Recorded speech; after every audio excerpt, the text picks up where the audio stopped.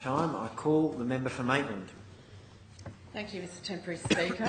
And I really would like to start talking about the bill, the Transport Administration Amendment Authority to Close Railway Lines Bill, by addressing some of the issues that were raised by the member for Ku-ring-gai in his speech. Some of those were regarding about consultation taking place before state significant development would be started. And I think in my life, and I think in the eyes of the community, it's always important that actions are taken to speak more loudly than words. And we have to judge legislation and we have to judge government action on what has actually happened, not some promises that quite clearly have been broken in my own electorate. In Newcastle, we saw this process completely reversed. UrbanGrowth are now have completed their consultations now, but it was well after the decision was taken to remove the rail line into Newcastle. And even now, we don't have a clear, defined plan for what will be replacing that rail line. And I have yet to see the state significant development that will replace that line. So, you know, to say that there will be a process, that consultation will happen in line with the state significant plan and the development there is actually quite false, going on what has happened in the past. I think the admission there of legal uncertainty refers, of course, to the action to close this line, which was challenged successfully in the court. It was lost in the Court of Appeal because by that stage the government had realised that they couldn't just ram this kind of legislation through without changing the they couldn't just ram through the closure of the line without actually changing the legislation. And we see here in this bill an attempt to take away the right of any other community, and not just in a small area of the state, but from Port Stephens in the north right down to Kiama, we see a huge portion of the state having their right to have a say about the transport networks that service them in their work, their life, their education, their health, their legal concerns, all the ways that they get around to do their daily lives. All of that is being put to basically the Minister for Transport to make that decision. And if we're going to talk about state significant planning, and we don't want the community to get in the way of state significant planning, which is the assumption that members on that side are saying, that once the state's decided something is a significant development, then the local community should have no say in how things are actually organised in terms of transport around it, then we also have to wonder, if it's state significant, why is the government afraid to bring it to this place? Like Part 3A. Remember Part 3A when you're in government? Didn't even bring it to the place. Order. Just approve it, tick, flick, that was... Order! The member for Kiama will cease interjecting. The member for Maitland will be heard with due courtesy and regard. Order! Why is the government afraid to bring that kind of development to this place so that we, as the elected representatives in this state, can have a say on what those decisions will be? And, you know, we saw that in the Newcastle rail line we had 2 by-elections that were fought on that issue. The 2011-15 elections were both fought on that issue. And at every stage, at every single stage, anyone who was a candidate for election at those elections who was a proponent of maintaining the rail line into Newcastle was elected. And I note that the member for Upper Hunters here, now his predecessor had always supported the retention of the rail line, and there was a 22% swing against him, a 22% swing against the member for Upper Hunter when he failed to represent his community on this issue. So this is a real concern. So we have a court case, 2 by-elections, that are all being ignored by the government, and the government is not happy to take this to the upper house again.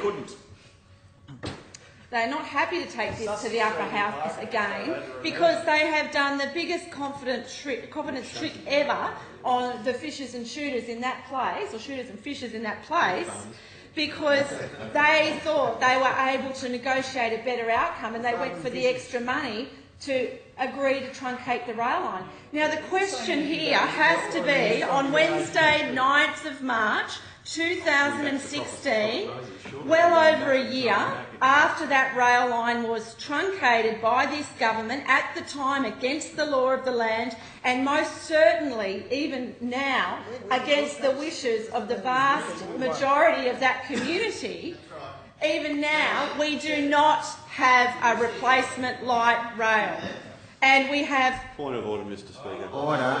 The member for Maitland will resume her seat. The member for Upper Hunter on a point of order. I would ask that you direct the member to actually come back to the subject matter on the table. Thank you, member for Upper Hunter. There is no point of order in that respect. The member is being relevant to the short title of the bill. Order. If the member for Ku-ring-gai wishes to canvass the ruling of the chair, he may do so by substantive motion, not by interjecting. Member for Maitland, and the call.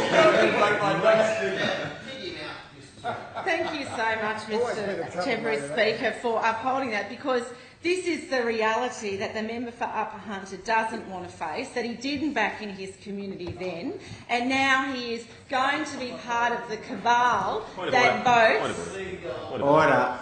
Member for Kiama. Tedious repetition, Mr Speaker. We've heard this. Come up with some new material. It's going to be like this, is it? Right. No, the member for Maitland has the call. Please continue. Yeah.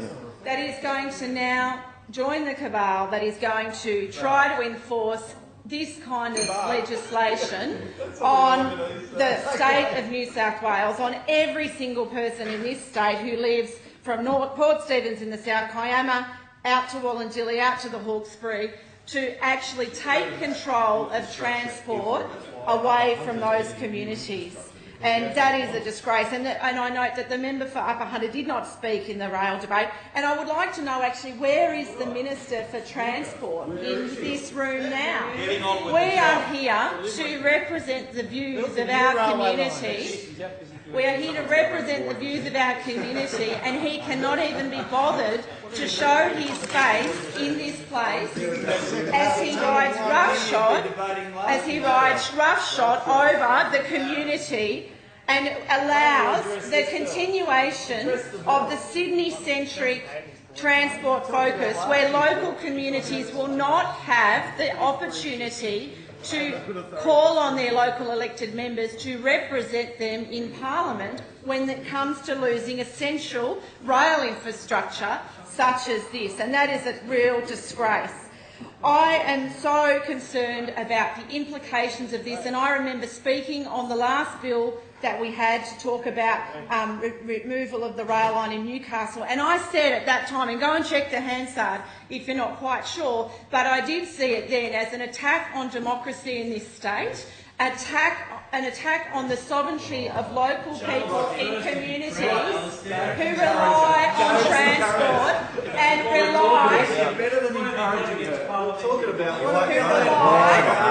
Order. Members on both sides will come to order. Order. Mr Speaker, I will be seeking an extension of time just to flag that, because there has been a lot of my time chewed up by these people who are not representing their community as they should be. So I would like to continue on talking about this, because one of the things that this government does not seem to get its head around, does not seem to understand, is that transport is such a vital component of planning. And it has to be there. Build it and they will come, but if there are no rail lines to get them there, where will they get to? How will they do it? And that is something... Order. Member for Maitland. Where will they come to? Where will they get to? How will they get there? And that is of a real concern. And I want to see a situation where my community is able to get to specialists, to government, to law courts, all those sorts of things, through public transport, and that's not happening now. I seek an extension of time, Mr. Speaker. The question is that the member for Maitland's time be extended. All of that opinion say aye. To the contrary, no. I think the ayes have it. The ayes have it. The member for Maitland. Now, I really want to talk at the moment now about the whole concept. What about the bill? Let's talk about the bill. What about We were talking about the Newcastle bill last year.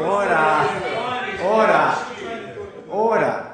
The member for Maitland. Can I say, Mr. Acting Speaker, I am just actually appalled at the behaviour of the people on the other side of this chamber. No, order. Member for Maitland, the chair will keep order. Please, They have failed to represent their communities, and now when I get up to stand and speak for my community, which is affected by this bill, Maitland's in this bill, we've already lost a train line connection to Newcastle. I don't want to lose more of that from my community without even having anyone having the chance to argue about it. And I would not take any of their reassurances on this matter to heart, because I remember they said last time that they would keep the rail line, and they broke their promises on that. So, why would I trust them? But what I want to speak about is the importance of rail lines to economic prosperity, to economic development, and we need to look at the reality of the research that is out there, the lived experience of our communities, that where you have strong rail infrastructure, that is where you have communities which are resilient to economic downturns. Now, I have a community which is being saved at the moment by Stockland, who are building a $372 million facility, and that's going to provide somewhere in the order of 3,000 jobs to my community. That is a great thing. But prior to this, we have had the highest unemployment in the state, in the Hunter. It's at 9%, and this is what we're seeing from these truncation, from cutting people's transport out from them.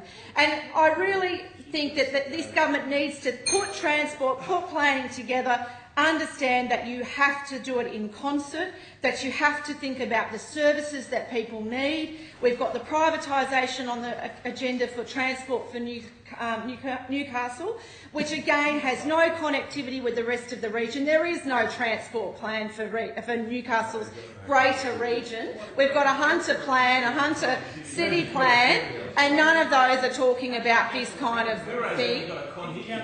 The biggest concern for me is that this is a government that has no vision for the Hunter, but is out there dabbling from Sydney, and we have the member for the Upper Hunter and the rest of them all in there supporting it, to have integral transport decisions which change the lives of everyone in our community, without any reference to the community and no reference to the parliament. They just want to be the cowboys. Mr. Speaker. The member for Upper Hunter rises on a point of order. I'm going to try again. This is completely off track of what the bill is. I would ask that you bring it back on track. Absolutely. Thank you, Member. I would order. I need to rule on the point of order, and I would remind all members that while there is latitude in secondary debates, that that members do confine their remarks to the leave of the bill contained within the short title of the bill.